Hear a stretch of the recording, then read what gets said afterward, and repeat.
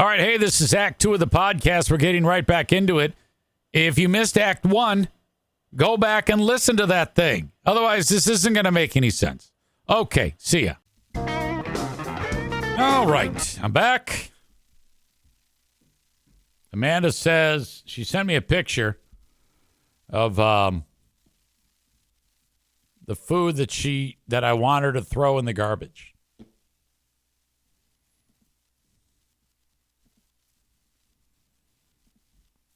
She writes, this is like $100 in food. Okay, she was going with the Jimmy Dean maple griddle cakes. Those are like sandwiches. And then the English muffin variety below that. She's got the frozen toaster strudel. Looks like lots of Pop-Tarts, mac and cheese, Velveeta mac and cheese. This is the NFK right here. You can donate this to him. I think we've found your new lover. The NFK. That's what we have here. That's what Chris says. Do you shop with the NFK? There is no nutrition in there.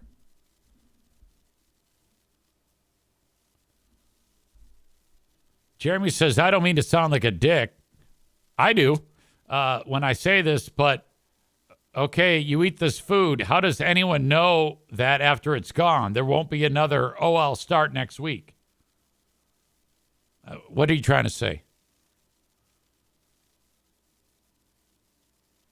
Rebecca says, you can eat the Jimmy Dean things, but take the bun off.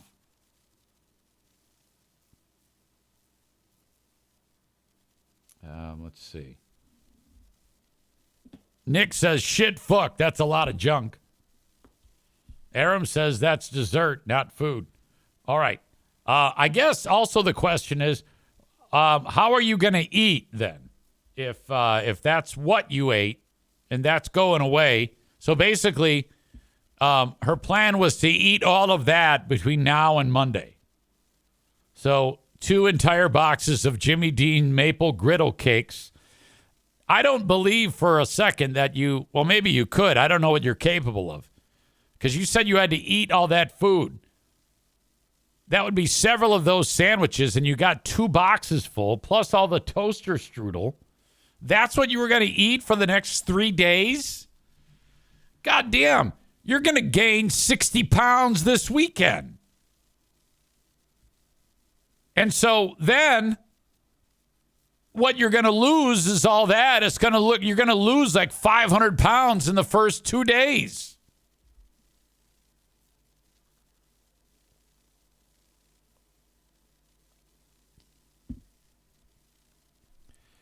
Cole says, when was the last time the NFK got laid? Amanda and him might be soulmates. I don't know if he ever has.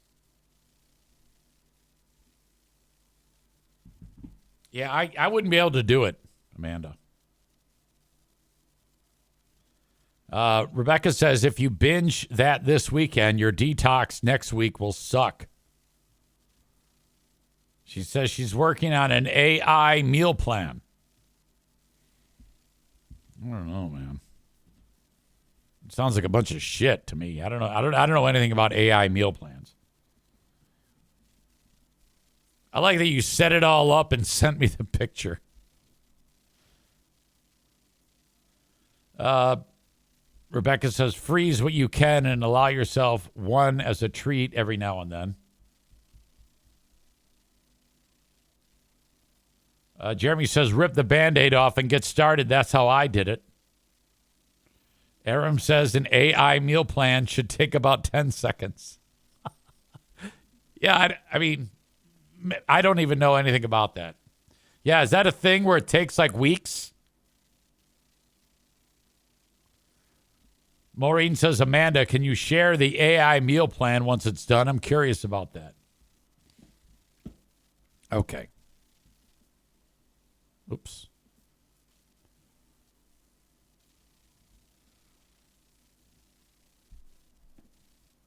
That's enough of that. I don't know if any of you believe in reincarnation. But if anything was going to make me believe in reincarnation, it's going to be the story about this little kid named Cade. He was born in 2004.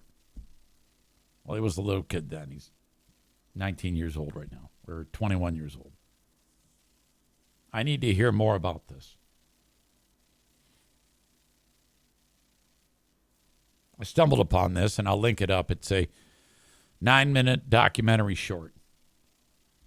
And the story goes that a kid who was born in 2004, he had an acumen for speaking quite young. So by the time he's like 18 months old, he's able to say sentences, and you can actually have a decent enough conversation with him. Seems smart. As time passes, he gets into his second year and then into his third year, and he starts saying to his mom, he keeps talking about being in a tall building and falling out of a building. And he starts talking about big explosions in the building that he was in. And then he starts drawing pictures, and he's drawing pictures of 2 towers with a plane going in. And the mom is thinking what you and I are thinking right now. And it's like, how the fuck is this kid reciting 9/11 to me? And he's starting, as he grows, gets more and more descriptive with what he's explaining. And the kid eventually says, yeah, this happened to me. He's fucking 4 or 5 years old. And even gives his name. And the mom goes ahead and looks up what she knows of the circumstance. And she is actually able to pinpoint a guy from 9/11 with the name the kid gave, who in fact died during that event. And the kid, when they drive into any city that has even reasonably tall buildings, the kid does not like it. It's not great. And it's fucking bone chilling when I watch this goddamn thing. So I'm going to link it up, but let's get into a little bit of this. Surprise 7 years ago. When my son was born, it was an amazing experience, of course. The first time I held Kate in my arms was amazing because I wasn't supposed to be able to have children. Cade was different. He was like an old man. He wasn't like the bouncy baby. He just always looked at you like, what are you and who are you? That's the way we look at Amanda's food. 2.5 months old. It's amazing. Cade was an early crawler, early talker, early walker, early everything. At 1.5, 2 years old, he was using very intricate words, very intelligent words. He could hold conversations with adults.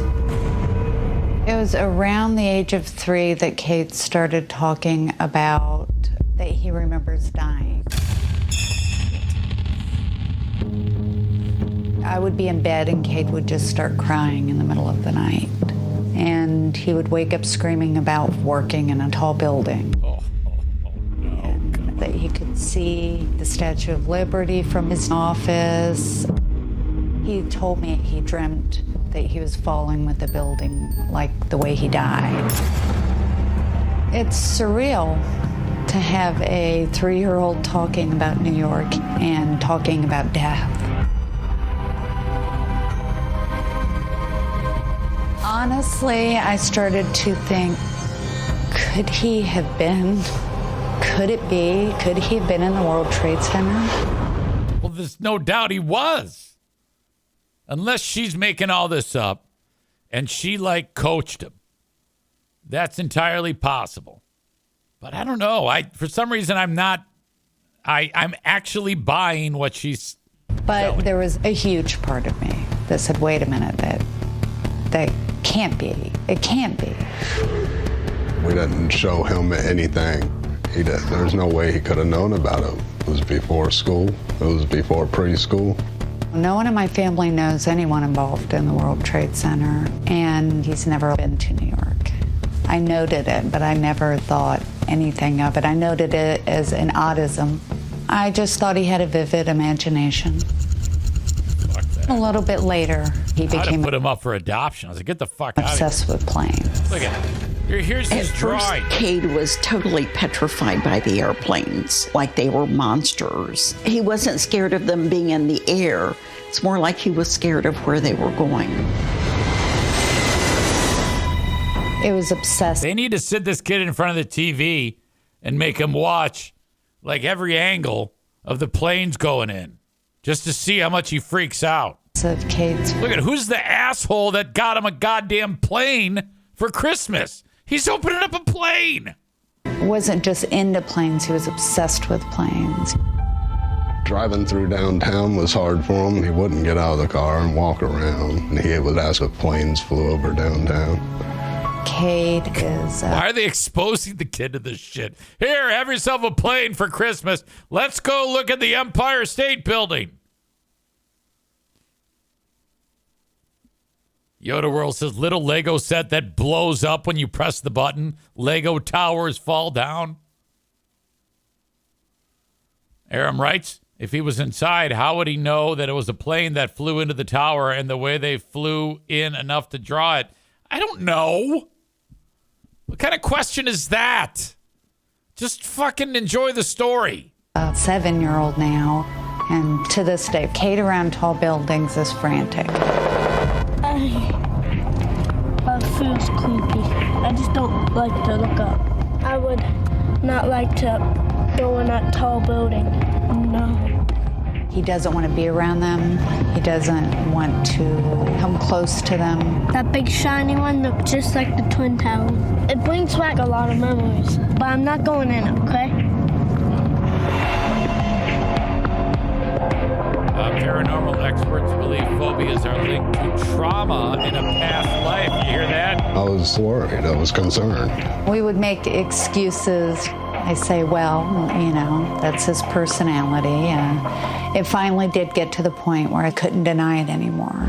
He just flat out said that he was in a building that was hit by something. That it exploded and that he had fallen. Everything, kind of the pieces suddenly came together like a puzzle. The planes, the tall buildings. This I can't believe it took her that long to figure it out. person was at the World Trade Center. The plane hit the World Trade Center, then it got stuck in the building. When I was falling, I was still alive, and then all the rubber hit me. I didn't feel anything because I died. Did he said all the rubbers hit him? I'm feeling very sad for him because I don't imagine a man going through this. I imagine my baby going through this. And so I still, I'd take this kid. I'd get him to try to predict like sporting events and shit like that. to this day, I can't make the difference in my head. When he describes it, to me, it's my Cade. This is happening to him. I don't know how you get past that. I mean, life has so many things She's kind of weird too. So this she gives me kind of like a weird vibe. happen that you have to get past. How do you get past remembering that? At this point, Cade started asking me to change his name, that he didn't like Cade. He was just very insistent that Cade was not his name.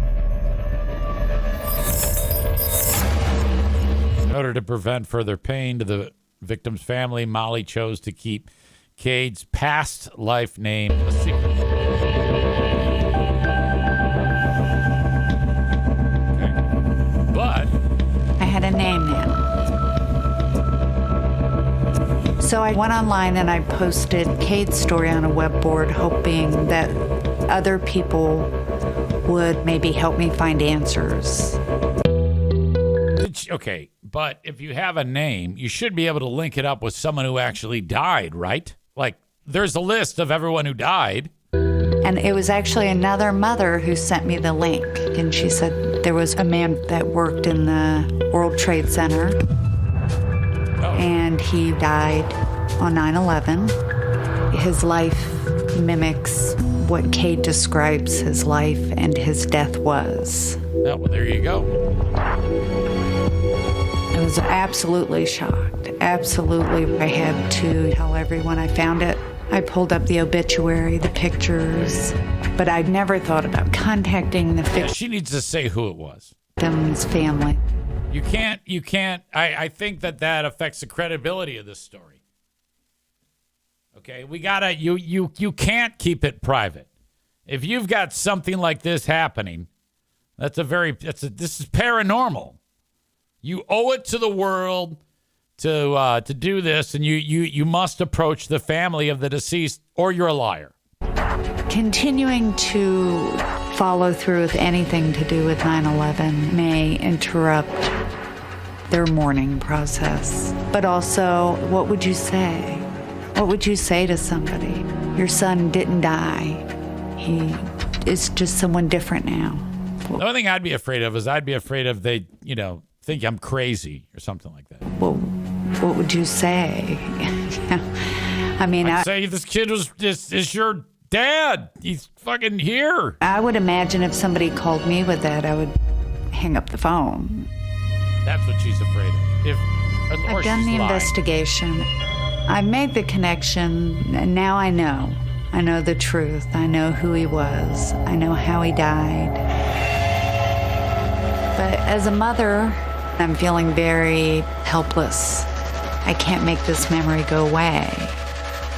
I don't know what to do. I don't know how to fix this. I think this chick's fucked up. I think that's the problem. My husband and I think she has been, this is an experiment. I have been lost for 7 years on how to raise this one. Cade's situation now in the neighborhood is bleak.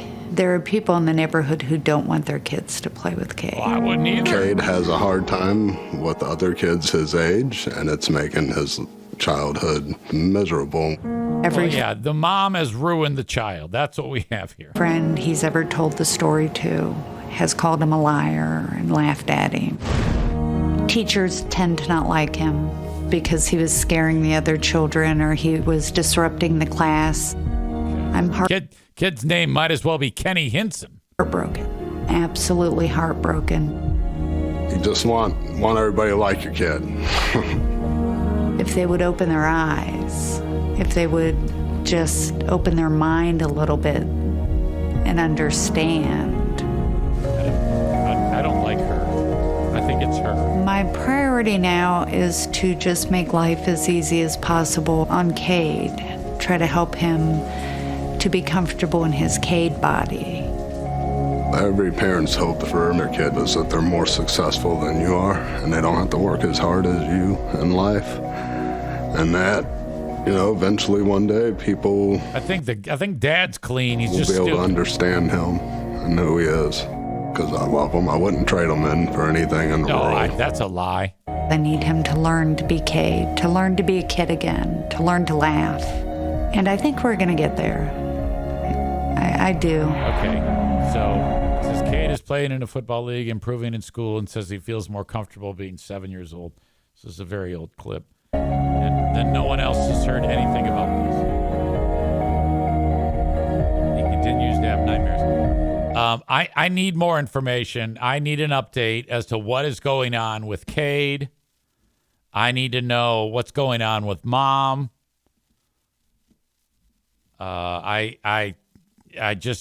There's no way that I'm gonna believe this. It just falls short.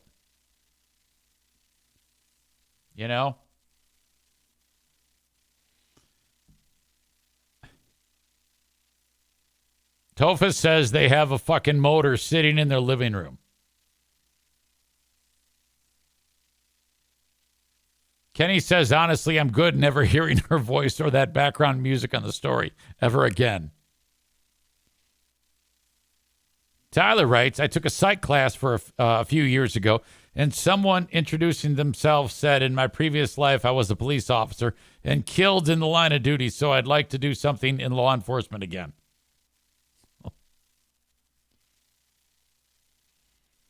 Resoundingly hated the mutant parents. Tofa says, I hate those two mutants. Dave writes, Mediocrity Dave says, everybody wants their kid to be special, but this is the wrong way going. I don't think anybody is buying this. Chris said, here's the attention you asked for, lady. Okay, so I think we can all agree mom is spearheading this brainwashing to get and has facilitated this so that the kid will utter this shit if he does even at all. Because we would have heard something. It wouldn't surprise me at all if I get an update that the mom and dad are dead and the kid's in prison because he's 21 years old now. He's probably molesting people. My God. Closer to home, there is an event called Electric Forest. And many years ago, like 6.5 years ago, some guy went missing. And the rumor was, he was abducted by a cult at Electric Forest. And so much so that every time my daughter goes, I'm like, be careful. Why? Because people get stolen. Nobody got stolen, Dad. No, that one guy did. Well, Kevin Graves is his name, and his remains have finally been found. Now, they did an extensive search, and the family now is saying, why did this take 6.5 years? His body was just found 100 yards, or feet I think it was yards, from where he was camping. It was just found yesterday. There's not a lot left. There's just clothes that are laying there, some bones, his cell phone, his wallet, and everybody's searching for answers. What the fuck happened to this guy at the Rothbury Music Festival in Oceana County, like 90 minutes from here? News starts now with a breaking news alert. We begin with breaking news. Michigan State Police detectives say they have identified human remains found Monday in Rothbury. They belong to Kevin Graves, who has been missing since 2018. Our Michael Martin has been following this case from the beginning. He joins us now live in the studio. Michael. Josh, the Michigan State Police tell us that forensic anthropologists made the positive identification just this morning using dental records. Kevin Graves went missing back in 2018 after he attended the Electric Forest Music and Arts Festival. The community had launched a search along with his family after he went missing, but his body was never located. A person now living on the land where Graves' body was found was out walking on Monday, and they came across bones. The Michigan State Police say it may now take several months to determine how he died, but say at this point they see no indications of foul play. Just moments ago, I talked with Kevin Graves' father, Gary Graves, over the phone, who said sheriff's deputies delivered the news this afternoon. Just to thank everybody for the support they gave us and the prayers that they've been given us and all the help that they gave us, and not much more we can say except that at least now we can have a little peace. Yeah. And in addition to that, the Michigan State Police posted a message on X asking that people and the family keep the family and friends of Kevin Graves in their thoughts. In the studio, Michael Martin, Fox 17 News. So now they're trying to figure out, how did he die? And how did they miss him?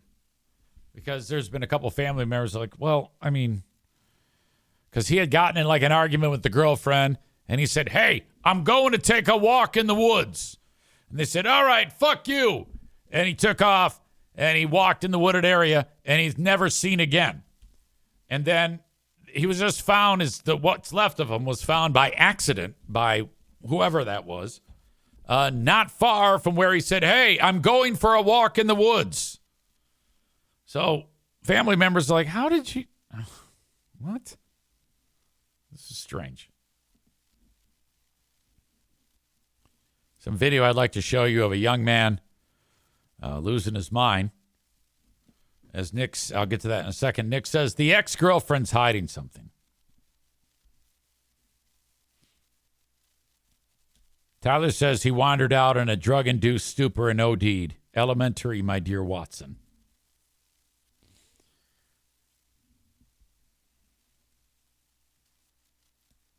Tophus says, did anyone report him missing? Well, yeah, we just said that the story indicated that they'd been looking for him for 6.5 years.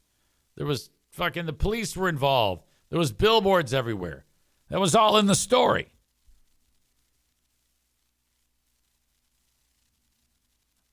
What's wrong with people on this show today, in particular Tophus and Corey, not being able to piece together various clues on stories? Of course they reported a missing dick.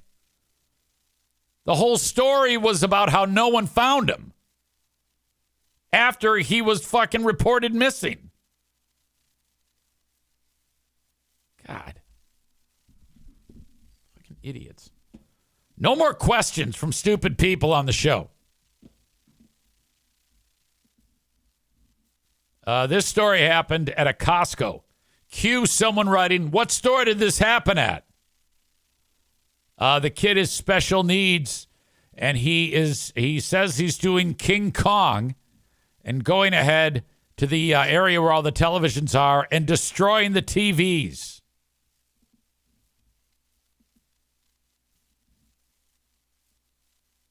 In somewhere in California. Now, the guy who's doing like his own interpretation of this video sounds like an idiot. And I don't find him funny at all, but he's doing some narration of this, and it's probably pretty terrible. Move! Get out of the fucking... Oh, shit! What the fuck's going on, man? I'm at the Costco, and there's this retarded kid tweaking the fuck out, knocking all the TVs down. And I'm not trying to be racist, but he's doing it. He's making all these fucking monkey noises and screaming about how he's King Kong. He really is saying he's King Kong. And I mean, if you're going to act like King Kong, this is a good way to do it. Security, get the fuck up there. Stop this kid. He's out of control. Oh, there goes another one. Another TV destroyed by the mighty King Kong. Now this kid, as he pushes the TV, you know what he's doing. Why are they not grabbing the TV as it falls here? I mean, how hard would that be? King Kong, no! Oh, you shit. could have stopped that. One's fucking broken. King Kong, you gotta stop. I need King Kong. I need King Kong. I need King Kong. Okay, the guy's saying I need King Kong. Terrorizing everybody in the fucking Costco. Holy shit, this kid's lost it. I know, but I need King Kong. Who can say? I don't understand why anybody isn't just reaching up and grabbing his shirt and yanking this little fuck down. He might have been able to get away.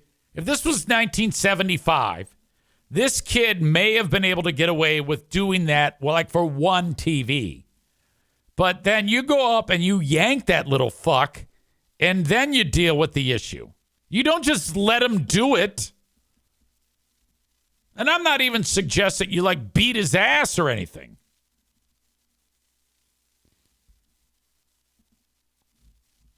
Dave says no one's grabbing him because no one wants to get sued.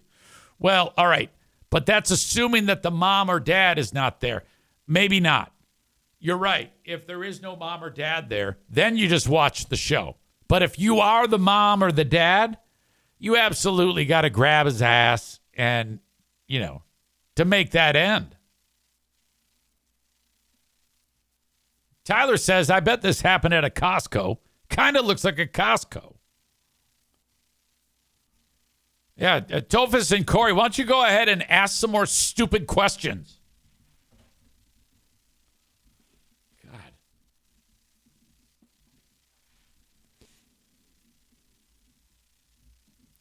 All right. thanks again, as always, to the key sponsors that help make this show happen. Werner Roofing. They put a roof on this house. They'll put a roof on your house. WernerRoofing.com. They are the best. Go to their website. Put in your information. There'll be someone calling you by the end of the day, scheduling a visit to kind of like get started on the whole process. WernerRoofing.com, WERNER, roofing.com.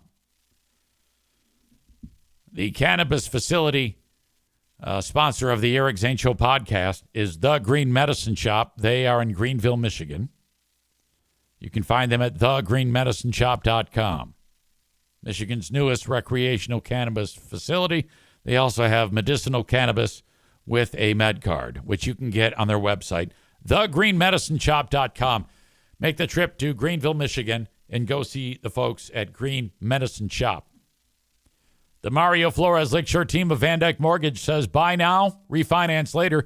231-332-6505. That's 231-332-6505. Good group over there. Make the entire process quite simple for you, especially if you are a first-time home buyer. And you can call from anywhere in the U.S., 231-332-6505. When it comes to health care, I want you to reach out to Frank Fuss at buyinsurancehere.com. He will help you make the right decision as you get your insurance policy, your health insurance policy from healthcare.gov.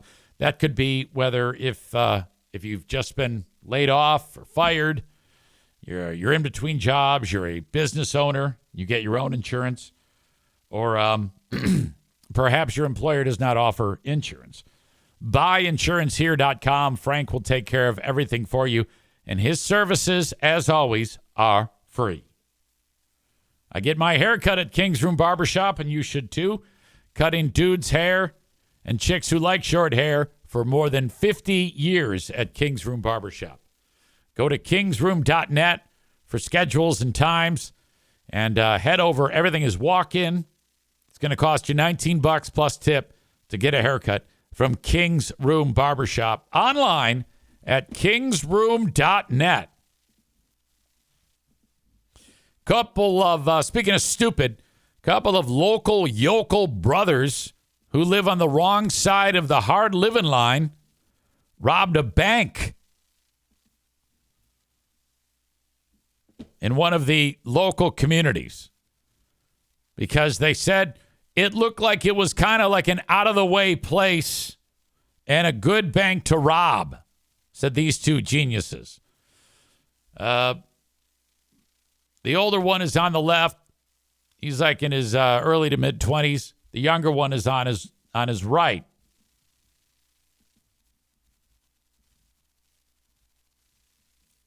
They tried to rob the Independent Bank on December 30th. The way they did this was they decided they were going to rob this small-town bank. They were wearing distinctive clothing when they robbed the bank. They had no weapon. It was just a note that said, we're robbing the bank, no die packs, no trackers. Teller emptied the drawer. It was $335. Well, the one guy said, I needed the cash because I've got a baby coming. His quote. The younger one was the getaway driver. So the older one goes in, and the cops come along, and they say, all right, what was he wearing? And he was wearing what is described as distinctive clothing. Now, I don't know what that is. It could be maybe a graphic tee. It could be maybe a shirt that says, go fuck yourself. I don't know. But the cops were like, okay, now what are the odds? And he had a ski mask, and he had duct tape on his on the ends of his shirt to cover up any tattoos that the gloves couldn't cover. Whatever. The cop's like, well, what are the odds that they went to the local Meijer and bought all this shit, like the ski mask and the duct tape, like day of? So they went to the Meijer, and they looked at the surveillance video, and they saw two guys go in and buy ski masks and duct tape. And they go, well, we bet that's them. So then they follow the video camera out of the store and to the parking lot. And the parking lot video shows them getting into a car, which had a license plate. So they said, these are the guys that did it. And they went to their home and arrested these idiots. And because they did just that. They were wearing the same clothes,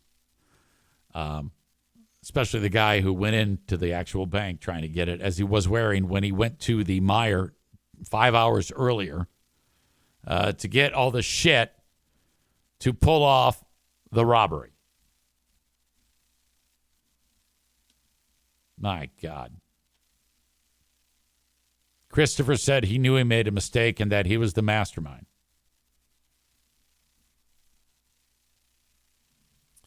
He said he'd been thinking about robbing a bank for years, quote, because that's what all criminals do, records show. Okay. It's crazy because I was just watching clips from that outstanding movie Hell or High Water recently. One of the all-time great heist / modern Western films. Jeff Bridges, Chris Pine, and some other guy who's also awesome. It's a great fucking movie. I don't think these two were as smart as they were when they were robbing all the banks in Texas. Great movie, by the way, if that's your thing. Hell or High Water. If you're into modern Westerns, that is an outstanding film.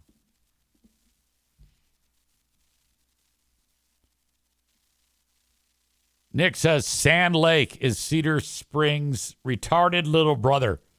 Well, yeah, and these two went to the local Cedar Springs Meijer to get all their shit.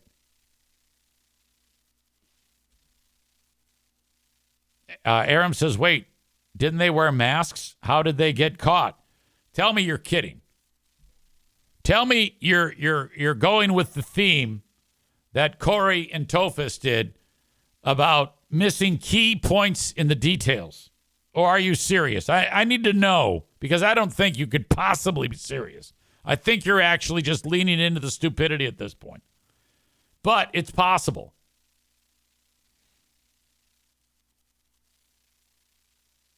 Corey says, what was the duct tape for? Stevie says the chat is off the charts today. Tofus says, so did they try and rob the bank? I see what you're doing, you idiots. Amanda, have you thrown out the shitty food yet? Go donate it to the food pantry and get yourself a salad. Take the L. You'll feel so much better. Ladies and gentlemen, we are going to get to the asshole of the day.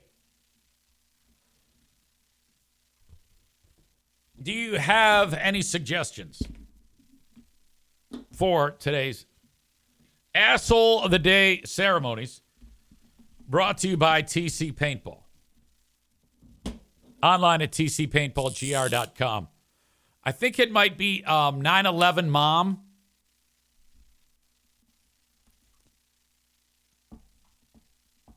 Reincarnation Mom. I do want that to be true, though, but I don't think it is.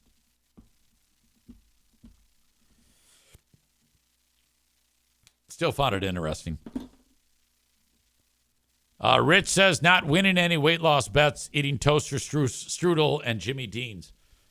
9/11 Reincarnation Mom is the asshole of the day. Congratulations to you.